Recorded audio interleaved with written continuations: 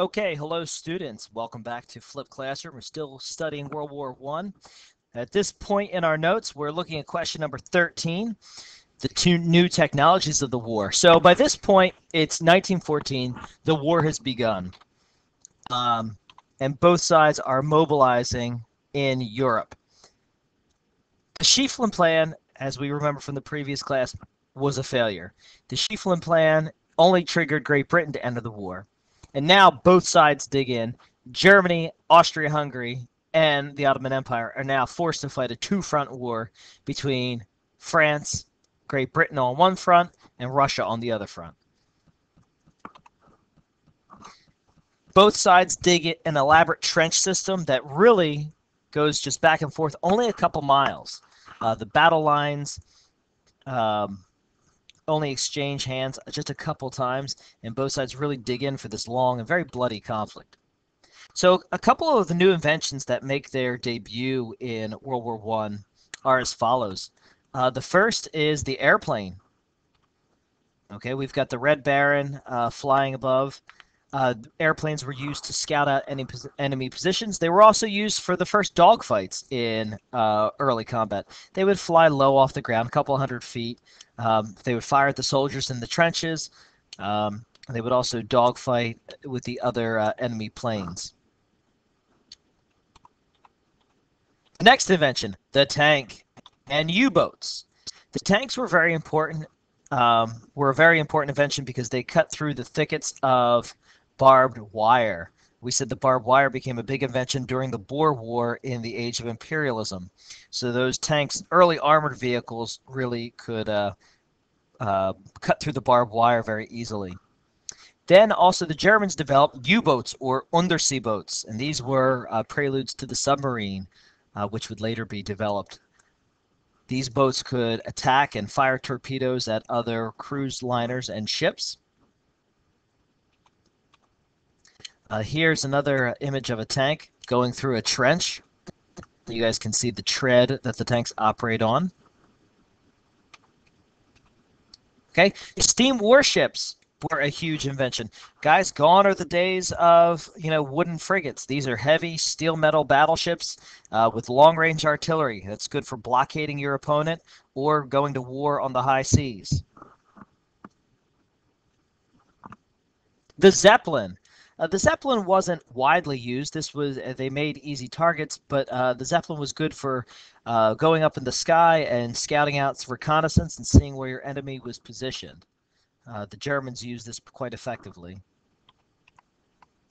Another invention, flamethrowers and grenade launchers. Again, men were in these elaborate trenches that were a couple feet deep. Well, in order to get your enemy out of the trench, you would fire a flame of gasoline. The tanks you guys can see here would shoot out the gasoline. Then there would be an ignition source that would spark the flame, and it would set the trenches on fire and force the men out of the trenches. Also, grenade launchers would do the same. And finally, one of the most deadly inventions of World War I is poison gas, whether it was mustard gas or chlorine. The gas is, both of those, chlorine and mustard, are heavy in the atmosphere. So when these pellets would land within the trenches, the gas would stay low to the ground. As a result, in order to escape the gas or escape your skin being burnt, you had to get out of the trenches. So when you would get out of the trenches, you would be shot at. But where you have gas, you have, well, gas masks. That's another invention of World War I. You also have the rapid-fire machine guns. They first made their appearance in the Spanish-American War, the Gatling gun, but those advancements are improved upon in World War I. And here you've got British soldiers wearing their gas masks in a gas attack. You also have the German soldiers wearing their gas masks, firing the machine gun there.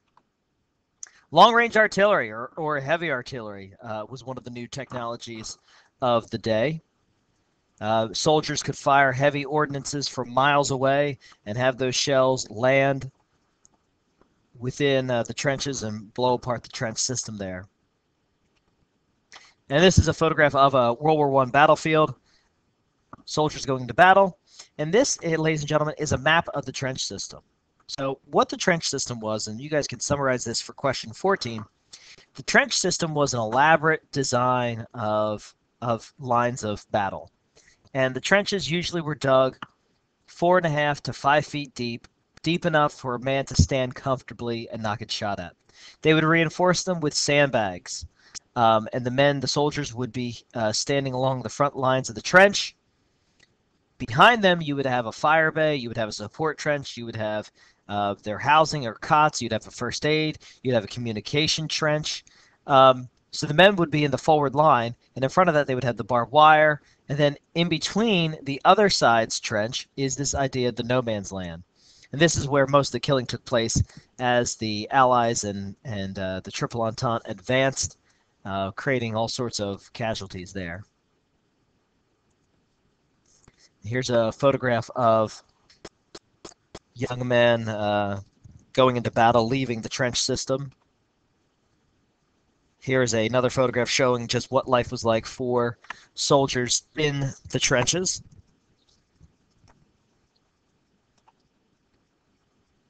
Another photograph depicting the trench system and British soldiers making an advance. Okay. Now, the war is not made possible without the financial institutions. This is question 15 in our packet. How does the war affect the economy? All right, well, European countries suffer economically on both sides. That's important to remember. The government is forced to raise taxes, and as a result, a lot of the European countries will borrow huge amounts of money to finance the war effort.